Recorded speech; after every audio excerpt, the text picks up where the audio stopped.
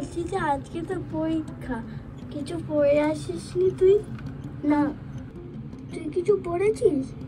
আমি তো কিছু পড়িনি, আর ভাল লাগছে না।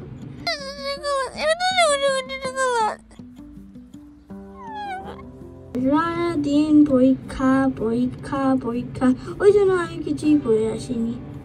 পরীক্ষাটা ভালো হবে তো? হ্যাঁ, আমি সব ভুলে গেছি। আর কদিন বাদেই তোমরা হয়তো জানো ভারতবর্ষের স্বাধীনতা দিবস, জানো তো? হ্যাঁ দিদিমণি। বন্দে মাতরম, বন্দে মাতরম, বন্দে মাতরম।